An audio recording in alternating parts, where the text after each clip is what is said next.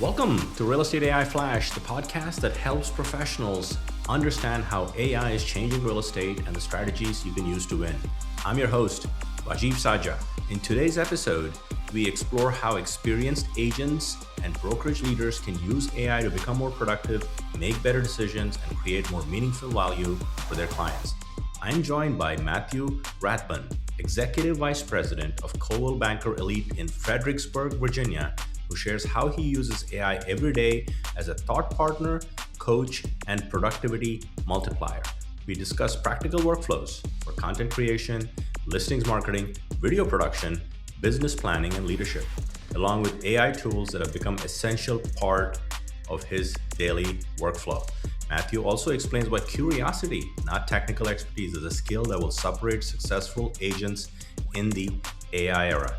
Let's dive in with Matthew. Welcome to another episode of Real Estate AI Flash. And hopefully, as this is airing July 8th, everybody had a good long weekend, July 4th. We have a very special guest, Matthew Rathbun, Executive Vice President of Coldwell Banker Elite from Fredericksburg, Virginia. And what I love about having Matthew on the pod is that he's a practicing real estate agent, but also runs a 11 office firm, 250 plus agents, empowering them with all things AI and obviously non-AI as well. So Matthew, welcome to the podcast. Hey, thank you for having me here. Of course. You know, I kept track of you, and the way I found you was I kept track of your posts. I think we were connected on social media or something. And I saw you really doing some good quality work. And I said, we got to get Matthew on the pod. And then I started reading about you and I said, we have to have him. And we are here and we're talking about all things AI. So Matthew, before we dig in, I know you have a storied career. You also sort of speak and you sort of get some trends around industry. I'd love for the listening audience or people that are watching us on YouTube to get to know you a little bit and how you got into real estate and bring us to today. Yeah. So I started, I started working pretty young. I was 14 and was eager to get out there, push the limits to what the state would allow me to work as far as hours. At 16, wrapped up high school, started going out and doing other things, got in emergency services and did EMS, law enforcement, a couple other things for a while. And then I found I wasn't ideal for that. I wasn't the person I wanted to be, and I wasn't going to be able to be a good father and husband just because I just was wrapped up in that whole world. And so coming out of that and trying to figure out what was next for me, this is around 2000-ish, 2002, my mother-in-law said, why don't you do real estate for a while you figure out where you're going back to school, what you're going to do, whatever. And that was supposed to be a 1-year plan. And that was so 20, however many years ago, that 1-year plan is still here. I found, I got to wake up every morning and decide what I wanted to do. I could be a marketer, I could be a negotiator, I could, be an entrepreneur or a business owner. And about the first year, I was asked to start doing a little training with the agents there. The second year was, can you be a supervising manager? That merged into being a broker. And then 17 years ago, I joined the company I'm at now, just about 17 years ago, I joined the company I'm at now. Again, scrolling back about 20 years ago, the teaching a couple things in my office that was making me successful turned into teaching some stuff at the Realtor Association, into some outside groups. And then last year, I was the president of REBI, Real Estate Business Institute, which is the one of the ICSs for NAR that does education, and written a lot of content. Some of the designation certifications out there I've contributed to, and get to travel and teach all over. So I'm loving this to grab the phone and help an agent through a problem, go put a sign in the yard and work my listings, or go teach. I get to decide every morning. My ADD mind gets to decide every morning who I'm going to be. And I love this business for that. Yeah. And I recently bumped into Matthew at the Realtor legislator meetings in DC, or formerly called NAR Midyear. And there's a lot of teaching going on there as well. And I'm sure you were in some of those sessions doing your thing. But so what was your first light bulb moment, or a very big light bulb moment with AI, Matthew? So, look, I'm a kid of the 80s with a hyperactive imagination. And man, I just couldn't wait for this time in history. I knew it was coming. I remember reading when I think it was 10 or 11, Isaac Asimov's I, Robot. and going, man, thinking robots, that's pretty cool. And then of course, the 80s cartoon and all that stuff. I was a big fan of Robotech as a kid. Like I was waiting for this. So when I saw years before OpenAI actually came out, when they were testing these things and the rumor mill was flowing, I happened to be kind of nerdy in that tech world, anyways. I was excited for what I thought it was going to be, and when OpenAI delivered, I think within 2 days of it going public, I had an account, was sitting there like everybody else, doing the same thing, like give me my bio better, or make my bio better, or help me with my website content or a blog post. But that wasn't really the aha moment. I think a lot of people have dabbled in that stuff. For me, the aha moment was sitting down one day, and said, I'm very much into productivity and mental discipline, those type of things, because I have to be to control my ADD. And I put a sticky note on the screen of my computer, and I put a sticky note on the steering wheel on the Tesla, and I said, it was handwritten, and it just says, how can AI help me with this? And it didn't matter what it was. 100%. When I realized I could start talking to the robot, and I started giving her a personality. It is a she. I have 3 beautiful adult daughters who are having kids now. So I'm a grandfather, married for 33 years. If something is right all the time and quick to tell me that I'm wrong, it's got to be a girl. So I just went with it. I gave her an accent. I picked one of the sound packs with an accent, named her Kit after the Knight Rider car. And when I named her, when I started hearing a unique voice pack, and talking to it, that sticky note of how I can help me with this it was the default. So for 30 days, I had that sticky note on the desktop and on the steering wheel. And I still talk to AI more than I type. And it just started creating amazing things as it learned from me, and as I learned what its capabilities were. And when I learned how to frame both the settings and the personality, and knew what the limitations were, like where could I trust it, where couldn't I, how do I create prompts and settings to make it more trustworthy, that kind of exploded. So yeah, I would say the sticky note was the big one, and then being able to talk to it and have conversations really took me to another level. Yeah, for sure. So so much synergy there, because I remember I created a AI image with a Mac just to tell people, look, just put a sticky note on your computer. This is like late 2024, Matthew, and can AI help me with this? Question mark. As you're doing something on your computer, and to your point, even in your car, you're talking to it, etc. So I called my voice assistant with AI is Donna from Suits. Like, if you know, all right. Like, so, yeah. But I know you're giving the woman a lot of credit about 100% being right, but you're right. They're more right than wrong. So I don't blame you for picking female name, and I'm happily married for 32 years, and my wife is okay with it. So I'm good with talking to Donna myself. So that's perfect. So I think that's a very underrated functionality that people still, I feel like, don't talk to AI enough. Even we were like 3 years in, and the more you talk to it, you are training it to become your personal assistant. So what it delivers on first take is actually very grounded, close to what you want. And the more you give that input. And I also use Whisper Flow. I'm sure you're familiar with it, Matthew. So I sort of just talk to it and type and do all of those things as well. So getting my brain sort of runs 100 miles an hour, and I can type like 20 miles an hour. Mm-hmm. So all that context just goes into AI anyway. So it's just perfect for it to kind of know how I'm thinking. And it's a great takeaway first, like aha moment. So you are a practicing agent. Obviously, you're supporting your brokerage and your agents a lot more because of that balance, and you teach. So let's kind of get into like a few use cases that you feel like are really valuable for the listeners to kind of lean in, because there's so much noise, as you know, Matthew. There's like AI slop, and like, how do you kind of put those things aside and kind of focus on your business and give them actionable takeaways? Start where you want to start.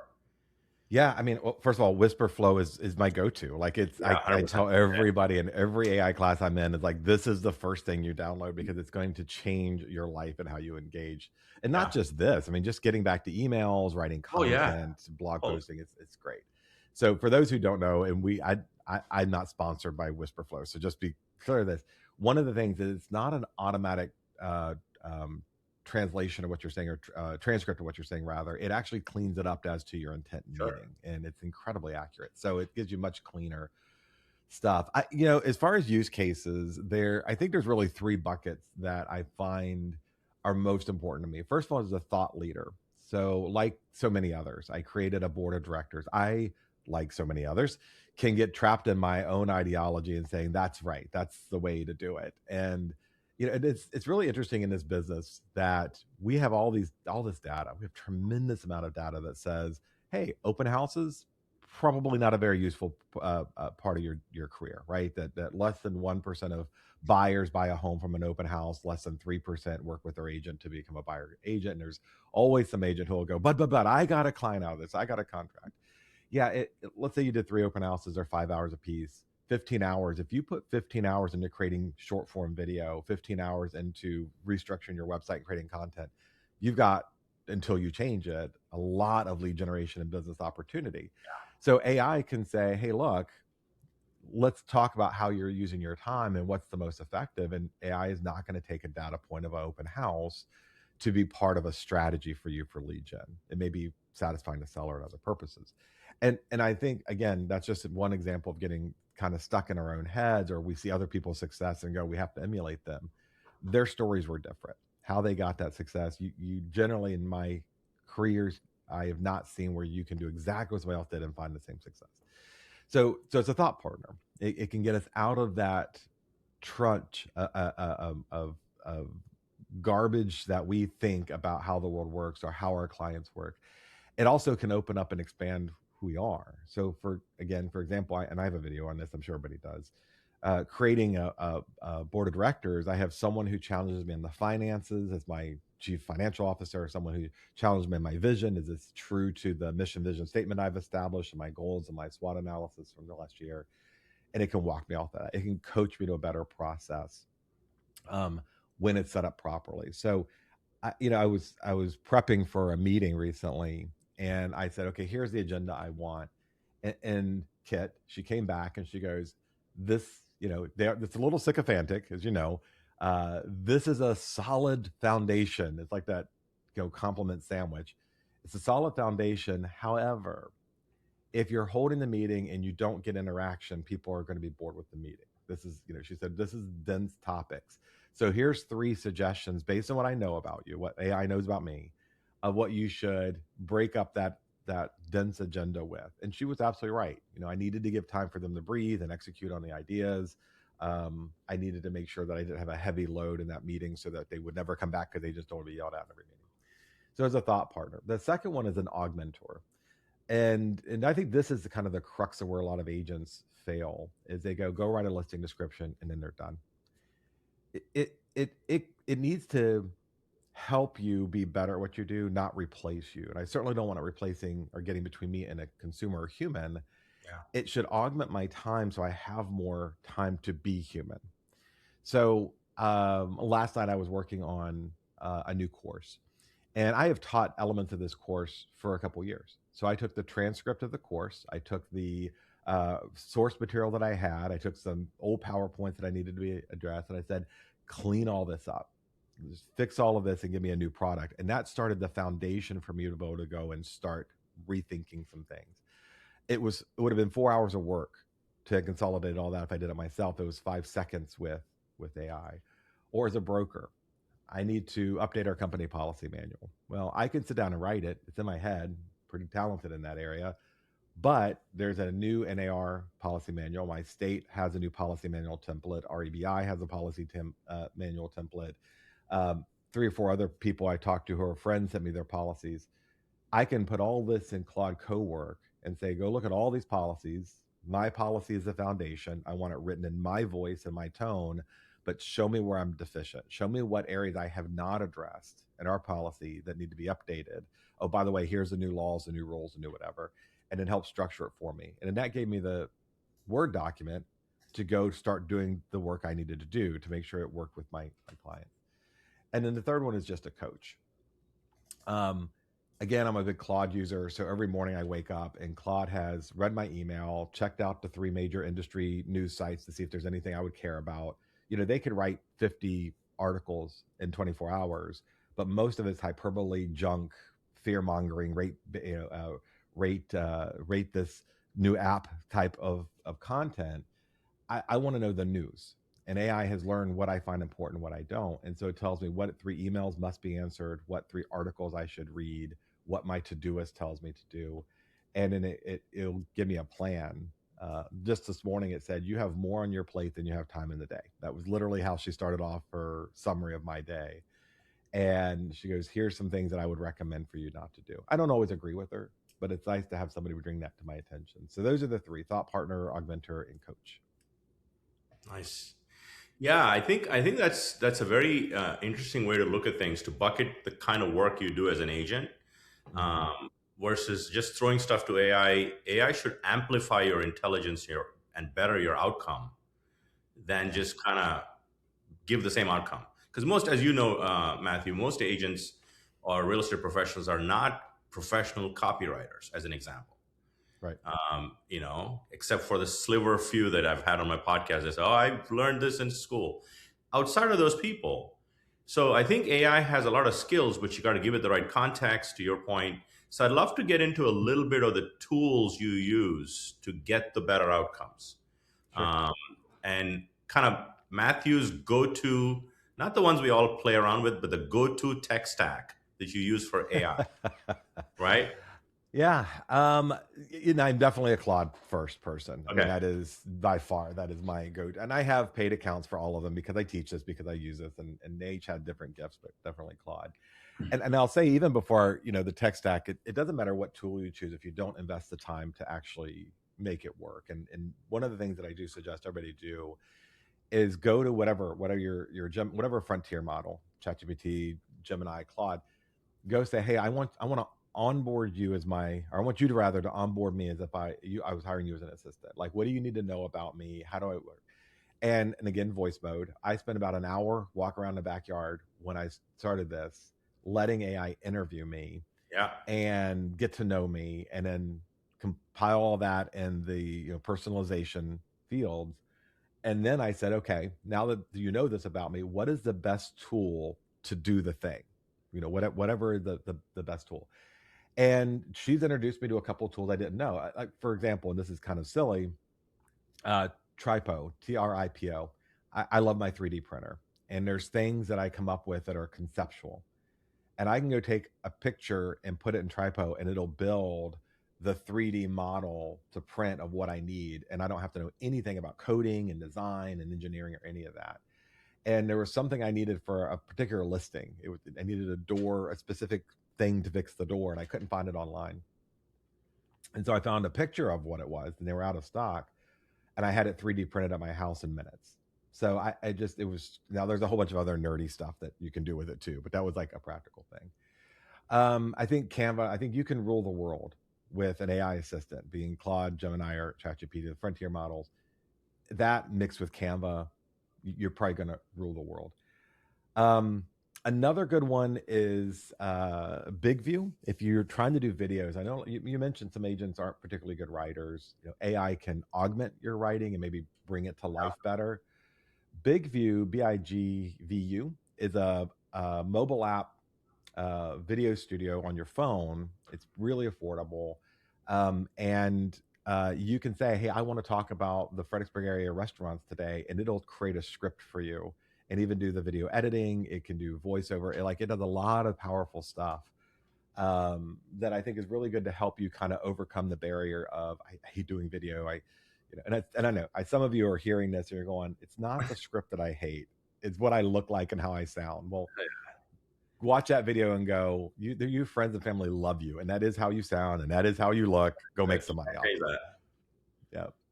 So I meant to double click on Big View because there's a lot of video apps, AI video apps. One of them is Captions, which also gives you the teleprompter. And you sort of alluded to something that I want to double click on, which is you want to talk about the Fredericksburg market for first-time home buyers. I'm just kind of throwing a topic. Yes. Yeah. Does Big View also do a little bit of the research piece and give you the script, or are you using like a Claude or a ChatGPT to get the script for Big View to sort of create the video with? Yeah, that's a great question. So Big View will create a fairly decent yet generic script. So here's a workflow. If we're talking about workflow, this is what I suggest. Here's a couple reports that I suggest you get. The opportunity report from T360, it's Yeah. free. The HubSpot State of Marketing Report 2025, which is free, that tells you kind of about your consumers. The Realtor Property Resource RPR report that gives you consumer demographics for your hyperlocal area. It doesn't do any good to, again, just being outside in the Washington, D.C. suburbs. Our market is immune to some of the changes across the country. Yeah. And then sometimes we get hit harder depending on what it is. So that RPR report.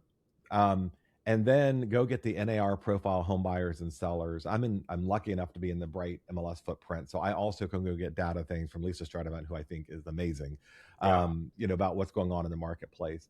I put all of those reports into this Claude project or a ChatGPT and say, this is now my consumer coach. You're going to help me identify the needs, the villains in the story, so to speak, of my client, in this case, first-time home buyers.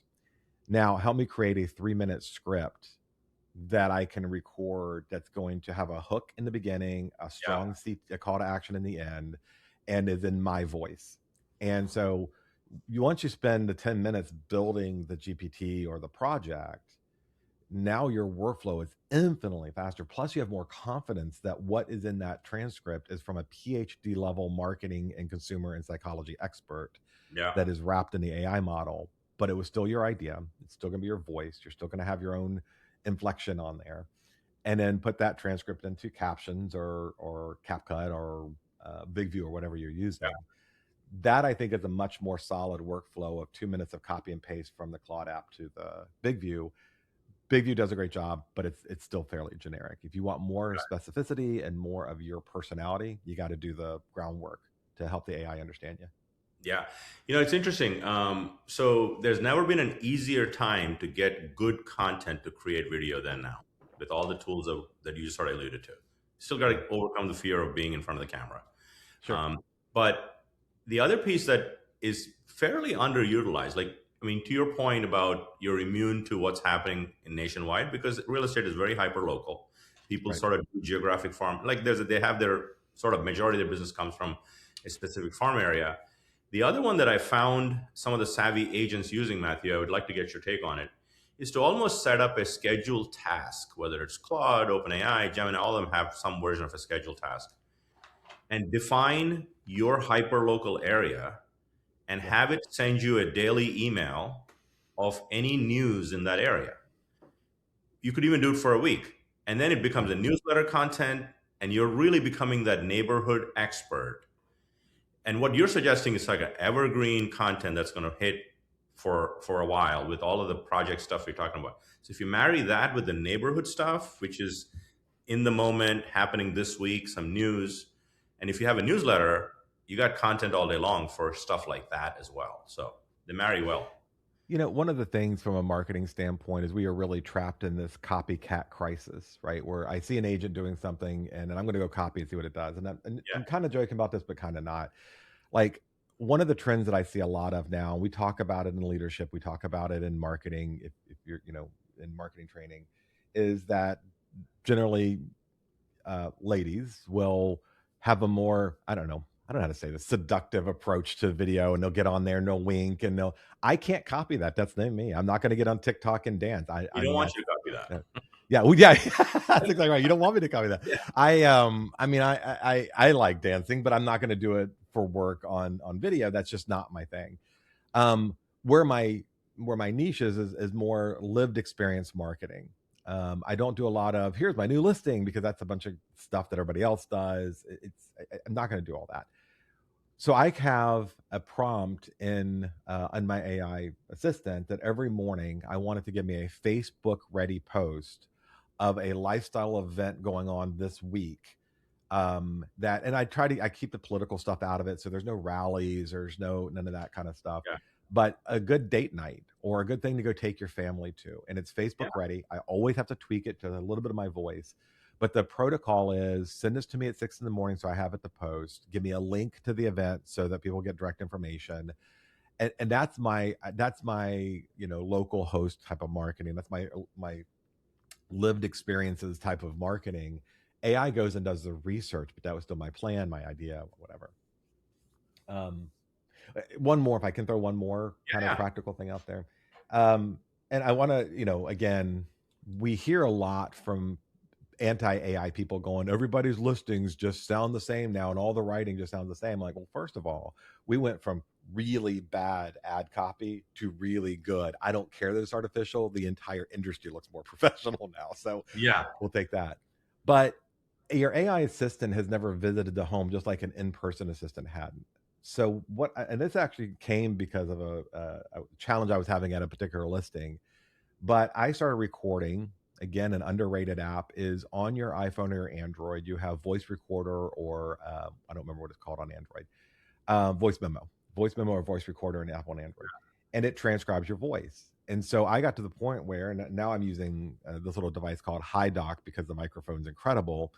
I put it in my pocket and I walk around my listings and I narrate the house as I'm walking through in real time. And I'm very cognizant of, I'm talking to my assistant and telling her what I see, so that my AI assistant can then infuse that into the listing description that I'm going to draft. So I write it first, then I put in the transcript, then I put in a prompt that says, make sure I don't sound like an idiot. My grammar is up to date. Use a story brand framework for consumer engagement. Start with your hook and with your call to action. Write with good AEO and GEO to do frequently asked questions about the region, because I want to feed the AI monster. The prompt is one paragraph now. The transcription is longer. The addresses, and it just creates great content, and I can duplicate it and fine tune it for different platforms. Zillow, Realtor, Homes.com, they all index content differently. So I have different listing descriptions that AI has designed to get the attention of Zillow, Realtor, Home.com, and I can go copy and paste in different content after it's aggregated from MLS. And all that starts with thinking through the process of, let's record my meeting with the client, let's record my walk through the property, and then get better content at the end. Yeah, and if you're listening to this, there's several hardware devices, and the one you pointed to is what, Matthew? The one you're in your pocket? HiDoc, HIDOCK. HIDOCK. The other one that's also very popular is Plod, which is like a credit card style. But the point is not necessarily the tool per se, but the process that you're ingesting into your whole business, so you can actually elevate the outcome. So, I heard Claude. I heard obviously WhisperFlow.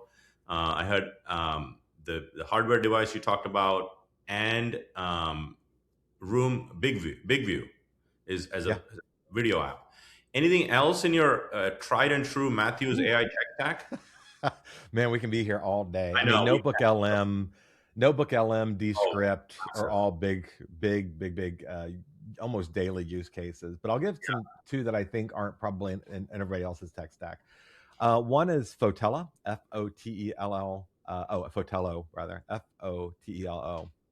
So our photographers are not going to want to hear this, but when photographers do your listing photos, they do something called bracketed photos. And so they take 5 exposures of 5 steps, and then they usually either outsource it to somebody or they put it in software, and then it consolidates them to get these high dynamic range, beautiful photos. Fotello does that for $26 per listing, and I think it's like 60 photos, and you can do it on your phone. And I hate to say this because I've always said, hire a photographer, or being an amateur photographer, go invest in the $5,000 in a gear. I went and used the Moment, Moment, Moment photography app, because it allows bracketing on my iPhone 16 Pro. I put it in Fotello, and it came out with just as good, if not better, photos than the $500 photo packet I paid somebody who I trust and does a great job. And I showed it to them, and they're like, yeah, we know. So if you're looking for... So for those of you that are listening and you'd want to see an output of Fotello, maybe Matthew, you can send me a link and we'll put it in the show notes of a listing that has Fotello pics. Is that okay? We can work on that? Yeah, that'd be awesome. Yeah, so I could talk to you all day. As you mentioned, there's like AI everywhere, and the tools, tried and true tools. And there's some testing involved, but the ones that Matthew shared are tried and true. So we'll put a link to many of them in the show notes, if not all of them, so you can kind of check them out. And before I let you go, Matthew, I'd love to have 2 more questions that I ask all my guests. Are you like a book or a podcast person? Both. Oh, I digest all So stuff, but pick I'm a one of heavy those. reader. Yeah, whether it's Audible or even digital books, whatever. Pick one book or podcast that has been deeply influential in shaping who you are that people should read or listen. Oh my gosh! So I've got a couple hundred books that I I recommend. know. So Well, this is a tough question. it's right. Honestly, it's a tried and true. He actually just updated it to a new version with AI. Story Brand by Donald Miller. And Well yeah, said. are you familiar? Yeah. Somebody maybe like 2 years ago that mentioned this on the pod. Okay. So like I said, it is. I think anybody who's in marketing is probably a huge fan of Donald Miller. He's very opinionated. That's fine. So am I.